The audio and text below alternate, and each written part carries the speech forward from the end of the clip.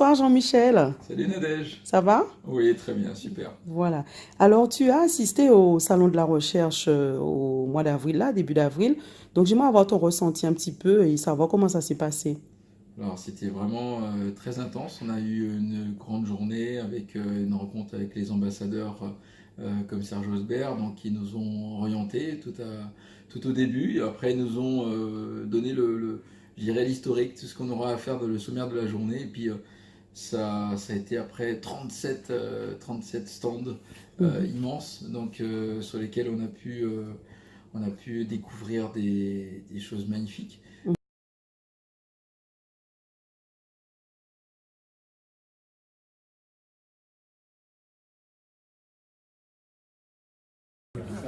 Bon, alors, bonjour à toutes et à tous.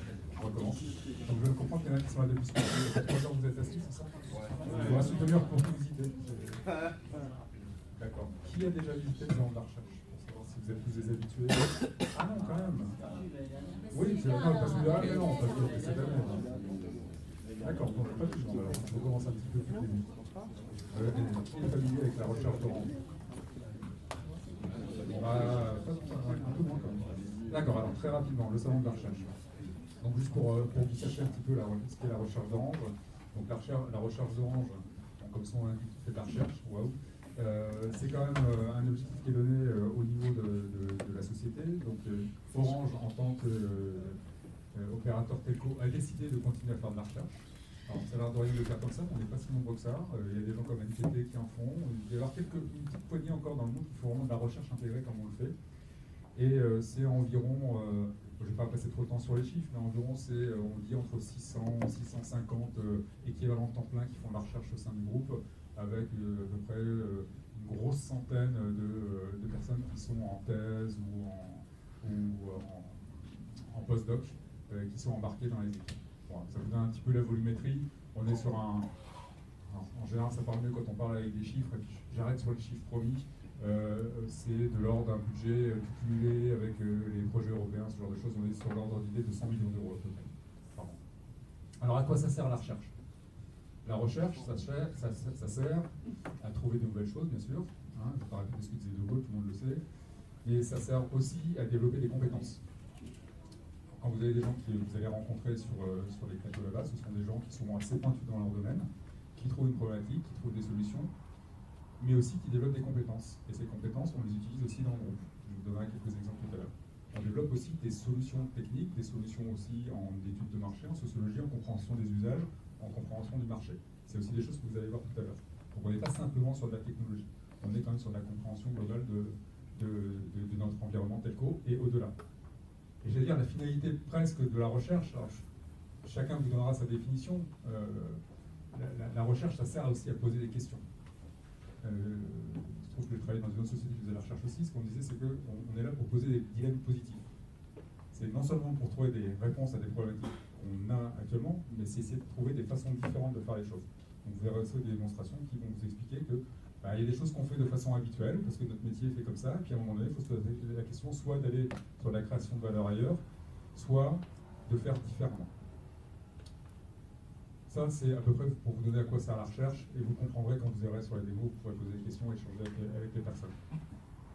Alors, le salon de la recherche d'Orange en 2019, il est un petit peu dans la continuité de celui de 2018. C'est pour ça que je pose la question de savoir qui était venu l'année dernière.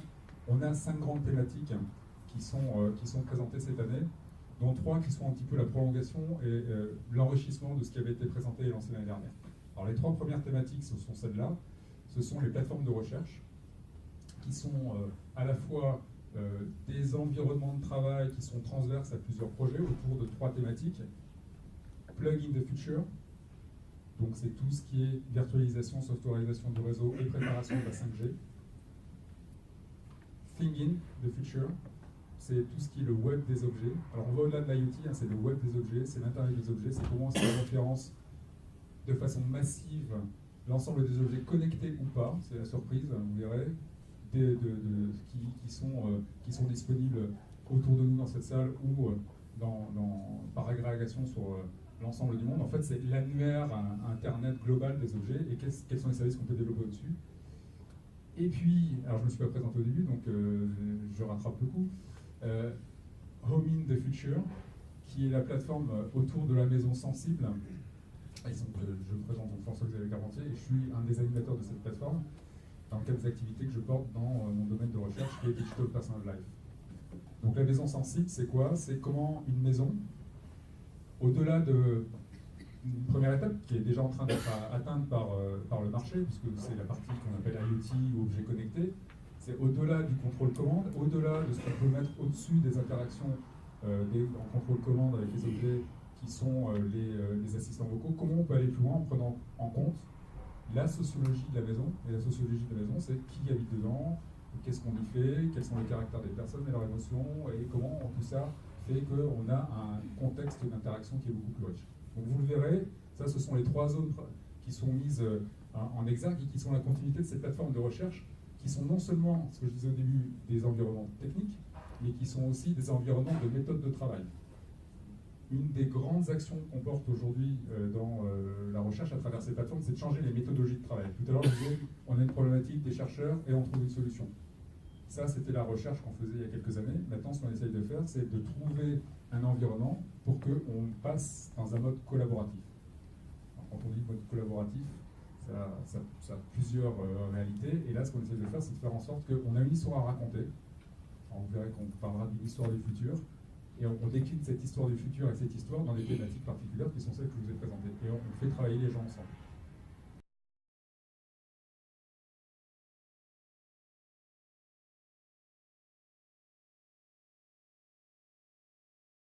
Non, mais c'est moi qui ai créé ça. Je plaisante pas en plus. Trop fifille. Non, mais ça, c'est trop moche. Juliette, je vous rappelle que votre entretien a lieu dans 5 minutes. Bah oui, je sais. Ah, est-ce que tu peux me lancer une recherche, s'il te C'est plaît? Jingo avec Un le 3 miroir. pièces avec une chambre, construction en étoile, à Paris ou proche banlieue. Vous avez un appel. Ah, décroché. Salut, beauté. Juju, tu peux passer sur le cloud, je cherche une photo parisienne. Ouais, mais alors, rapidement. Alors, tu prends la 3. Ouais, tu la resizes et tu contrastes à fond pour dramatiser. Ok? Tu veux que je le fasse? Non, c'est bon, t'inquiète, merci. Bon, tu passes ton entretien avec Greenbook? Ouais, c'est l'angoisse, je sais pas quoi me mettre. D'un côté, la boîte, c'est une licorne, alors c'est une grosse machine, mais à la base, c'est une petite start-up, donc je sais pas, j'ai peur d'être soit trop classe, soit trop cool.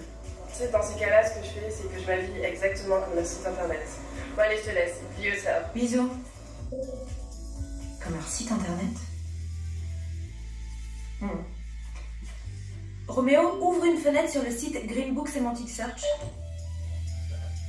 Désactivez la fonction humour, on n'a pas le temps là. Très bien, Juliette. Mais non, pas le film, le site. Ah ouais, mais je vais quand même pas me déguiser en arc-en-ciel. Quoi? Déjà? Ok, qu'est-ce que je mets? Qu'est-ce que je mets?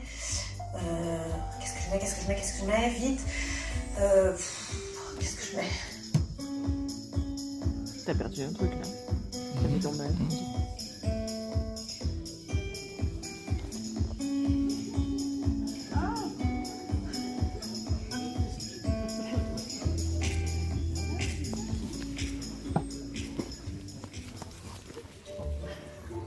Roméo, tu décroches en bas et tu dis que j'arrive. Allez, punchy, coloré, créative. Maman? Ah non, mais là je peux pas, j'attends un entretien. Un entretien? Mais t'habillée pour un festival rock? Ma fille, enfin! Mais maman, c'est terminé les costumes cravates. Là c'est pour une start-up. Tu sais, le recruteur il va certainement avoir un t-shirt et une barbe de 3 jours. À la limite, ce qui va me manquer c'est un tatouage, tu vois. Bah, quelle horreur! Juliette, souhaitez-vous que j'imprime un tatouage? Mais c'est qui ça? Bah c'est Roméo. Bon, maman, je t'aime, vraiment, mais là j'ai pas le temps. Raccroché. Oui, bah au moins il est créatif le salon. Roméo, mets un décor un peu plus rigolo s'il te plaît. Non mais là c'est n'importe quoi vraiment. Tu sais, hein, si tu continues comme ça, je vais changer ton nom et tu seras plus mon Roméo. Non, je sais pas, mais des trucs jazz, tu vois. Voilà, des trucs cool mais classe. Et puis arrête avec ces lumières, là on se croirait dans un cirque. Juliette? Oui, bonjour, pardon. Roméo, ouvre les volets. Comme ma mère a toujours raison. Êtes-vous sûre d'être prête pour cet entretien?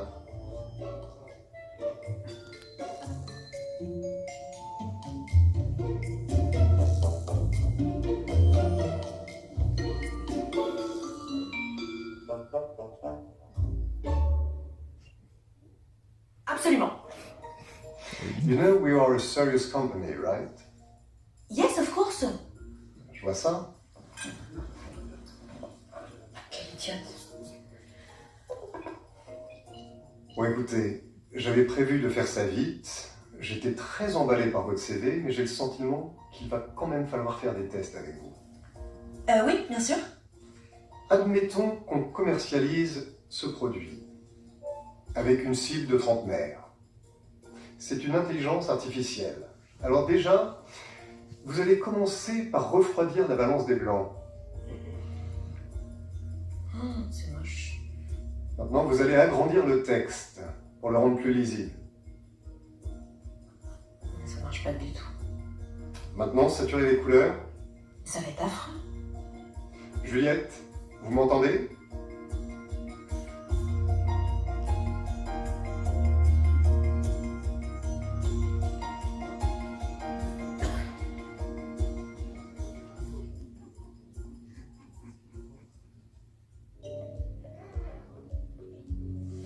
Vous trouvez ça comment?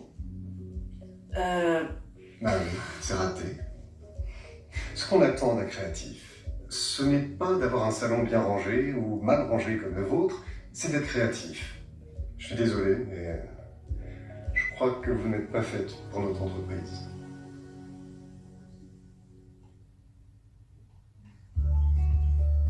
Roméo, on peut cuisiner quoi avec ce qu'il y a dans le frigo? Tu me proposes une recette? Du beurre avec du pain. Désactiver la fonction humour. Elle n'est pas activée. La livraison des courses a été annulée. Quoi? Mais par qui? Tu répondais pas à mes appels? Alors? Non, mais j'ai pas été prise. Je suis nulle. Roméo, t'as préparé la valise? Yes. T'es sérieux? Après plusieurs négociations, j'avais trouvé 3 appartements à Paris. Mais Lucas a annulé la recherche. Écoute, j'avais trop peur que t'aies le travail. Parce que je t'ai préparé une surprise. Une grosse surprise. Je sais pas, Lucas. Écoute, tu te rappelles quand tu me disais qu'un soir je devrais te dire de faire ta valise pour partir à l'autre bout du monde? Oui. Ben, c'est ce soir. Tu disais que tu pouvais pas avec ton travail. Écoute, je suis en congé sabbatique depuis 1 heure. Bon, on déprime pour un entretien à la maison ou on part pour Tokyo? On part pour Tokyo. Par contre, moi aussi, j'ai une grosse surprise. Elles sont comment les maternités au Japon?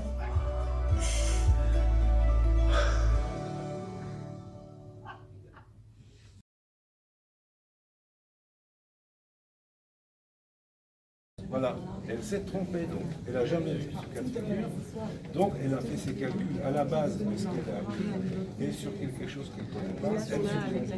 C'est le principe de fonctionnement de l'intelligence dans la vraie vie. Elle fait aussi des erreurs, ça, on l'a vu.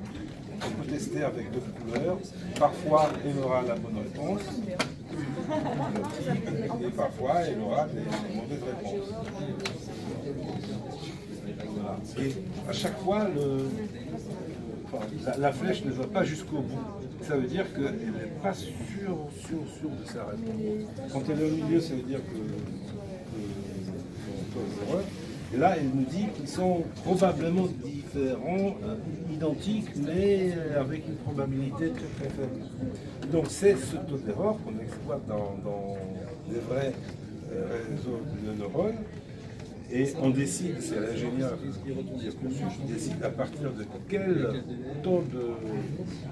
probabilité de la bonne réponse qu'on retient sa réponse ou on ne la retient pas.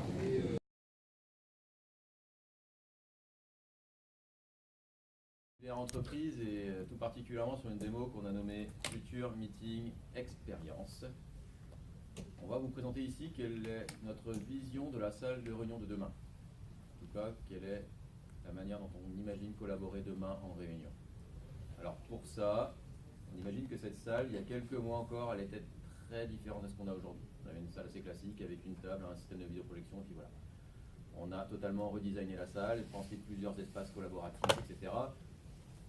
On y est bien, mais ce n'est pas forcément là le message qu'on veut véhiculer aujourd'hui. Ce qu'on veut vous expliquer, c'est qu'il y a un réel apport de l'intelligence artificielle dans la réunion, ce qu'on appelle l'intelligence ambiante.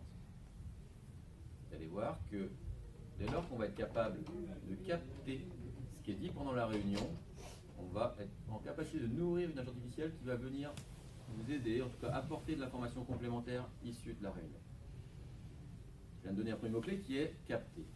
Alors, ce que je vous dis par là, c'est que on va notamment être capable de savoir ce qui est dit pendant la réunion. Et pourtant, si vous regardez la table, il n'y a pas de micro ici autour de la table. Parce qu'on pense que demain, vous allez pouvoir venir directement à votre smartphone, le positionner sur le support, et on va exploiter le potentiel du smartphone. À travers notamment la capture vidéo, la capture audio, pourquoi pas même le retour de l'interface pour avoir des informations pendant la réunion. C'est ce qu'on va vous montrer. L'enjeu technologique est relativement fort. Être capable de faire collaborer 10 smartphones autour de la table en même temps pour savoir qui parle, quels sont les éléments qui sont évoqués, on se doute bien que ce n'est pas trivial et ça fait l'objet de brevets qui sont déposés notamment auprès d'Orange sur ce sujet-là. Alors capter l'information, c'est le besoin primaire, mais derrière, il faut aussi être en capacité de présenter l'information. Quand on a un projet de ce type-là, quand on démarre un projet en recherche sur la salle de réunion du futur, on commence classiquement par ce qu'on appelle, nous, un état de l'art. On va regarder aujourd'hui comment ça fonctionne, les salles de réunion. Sans faire tout le topo, il y a des sujets qui sont récurrents, c'est notamment la difficulté à pouvoir partager simplement de l'information en réunion. Comment je fais pour partager une news que j'ai sur mon smartphone et qui pourrait nourrir la réunion, en tout cas qui pourrait être intéressante. On voit ici que nous, on propose une technologie qui va permettre simplement, ça c'est le smartphone actuel de Laureline qui est installé ici, et que je vais venir positionner par exemple sur cet écran ici. Alors, ce smartphone-là, ce retour visuel, c'est exactement le même retour que vous avez également sur l'ensemble des écrans qui sont autour de vous installés sur la table. C'est une application web, vous allez voir, qui va nous permettre de nous apporter de l'information contextuelle pendant la réunion. On voit qu'on arrive à partager aisément un smartphone, mais on va pouvoir aussi partager facilement un PC. Je prends ici le PC de Sonia et je le positionne là sur cet écran. On vient de partager du contenu, on vous a évoqué le fait qu'il est important de capter l'information également, mais in fine, ce qu'on souhaite faire surtout en réunion, ce qui a réellement de la valeur, c'est comment on arrive à obtenir l'essence même de la réunion, obtenir les actions, les décisions, qui a participé, est-ce qu'il y a des éléments partagés. C'est en tout cas à travers ça qu'on a imaginé pouvoir représenter tous ces éléments dans une mind map. C'est une représentation graphique, on pourrait imaginer le faire autrement, mais la force de cette représentation graphique, c'est que vous allez voir que la réunion, cette graphique va évoluer au fil de la réunion. C'est-à-dire qu'on va automatiquement mettre à jour cette mind map en fonction des éléments clés qui sont évoqués pendant la réunion.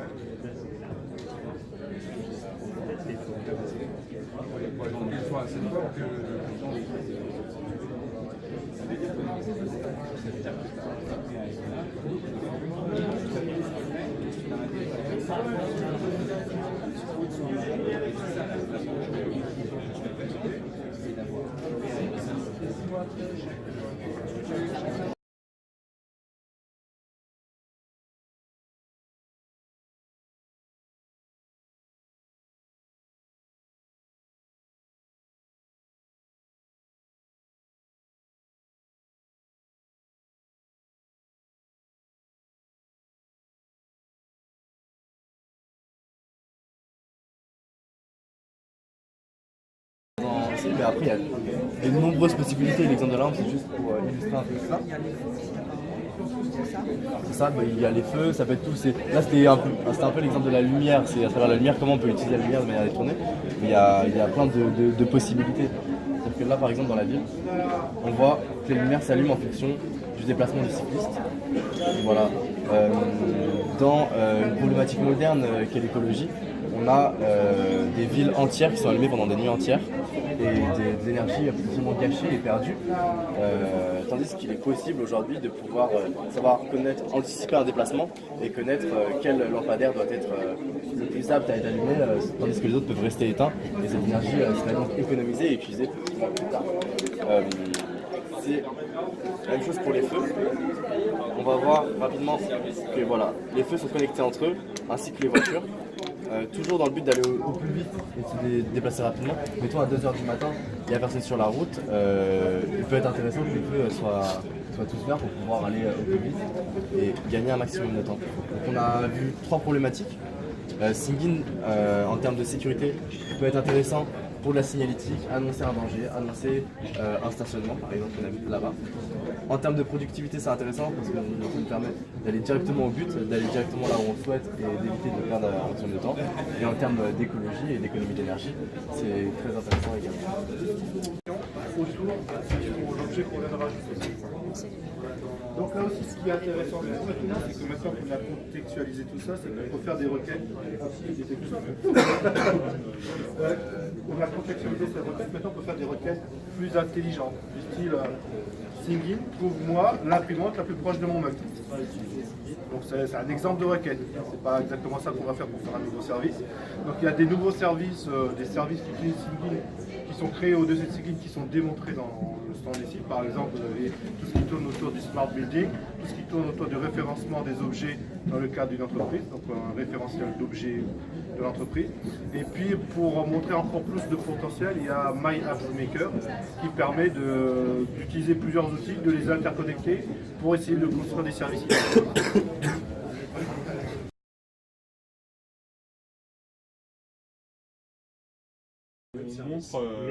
On essaie d'expliquer comment est-ce qu'on peut protéger la vie privée, les données personnelles des individus dans le contexte de l'intelligence artificielle.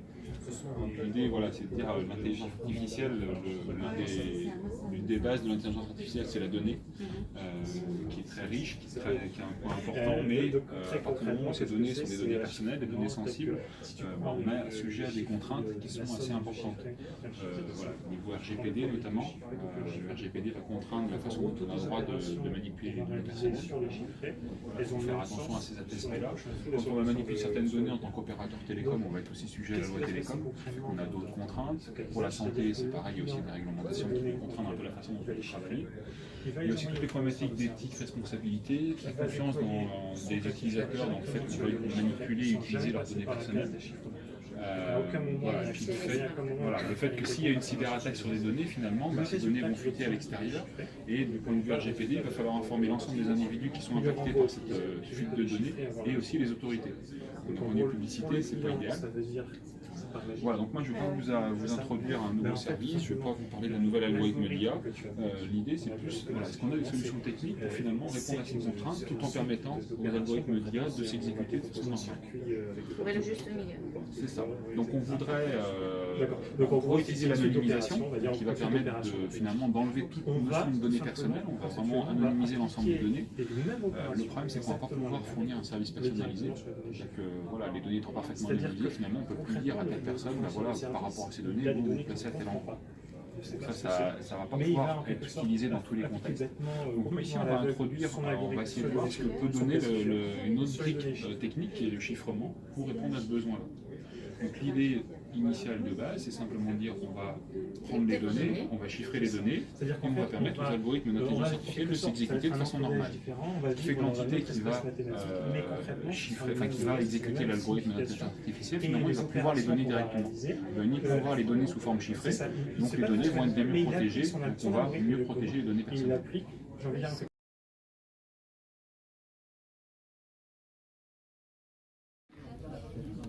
Je peux naviguer donc dans cette salle, tout simplement avec une navigation classique, mais aussi, si je suis en train de marcher, je peux naturellement, en tournant, tourner un petit peu virtuellement ma tête. Je peux aussi aller regarder ici, par exemple, qui est en train de parler.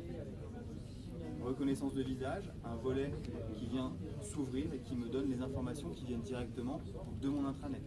ça pourrait être de LinkedIn. Enfin, je vous parlais d'enrichissement vidéo. Vous avez deux écrans ici. Un écran qui n'est pas enrichi, un écran qui est enrichi. L'écran qui n'est pas enrichi, si je zoome dessus, bien que la caméra filme en 4K, le fait qu'on soit en 360 degrés étire la vidéo et je n'ai pas assez de pixels pour exploiter mon document. Très simplement, ici, on est allé télécharger le document qui est présenté. On a synchronisé l'index où l'on se situe et on a été incruster ce document dans le flux. Si je zoome, le document est parfaitement exploitable. Comme c'est un document numérique, je peux facilement le télécharger.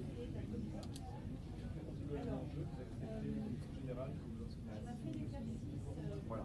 On est en live là? On est en live. Donc voilà notre vision de la réunion, du futur à distance, plus confortable. On a voulu effectivement avoir du confort, du pragmatisme et de l'efficacité. Pour la petite histoire... Combien de fois dans des salles de visio on voit que le milieu et il manque les personnes sur le côté? Quand c'est la personne sur le côté qui parle, on perd un peu de contact visuel. Enfin, ouais. Exactement. C'est fréquent quand même. Pour la petite histoire, nous on utilise ce système-là pour nos daily meetings depuis 3 mois. On a du mal à revenir en arrière. On a cassé notre jouet il y a 1 mois, on l'a plus pendant une semaine, on était hyper triste de faire des conférences à l'ancienne.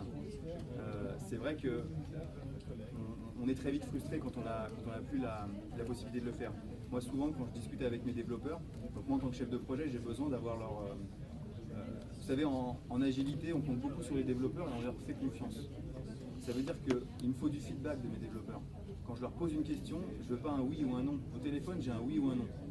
Quand je leur pose une question avec ce système-là, j'ai oui du développeur. Et si je regarde le senior, j'ai...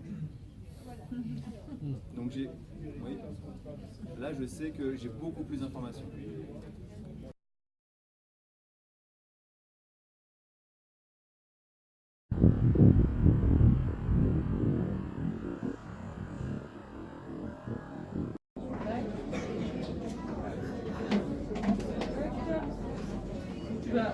Je vais y mettre le son de la machine à laver en fin de cycle.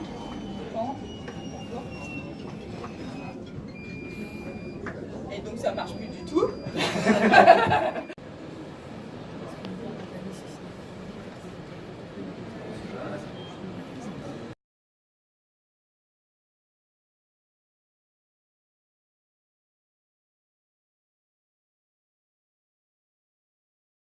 And how we fix the network after a natural disaster. So this was an article which was really important subject for all the students to see, and it was in English. But usually people from the country they also post, but only targeting their target audience.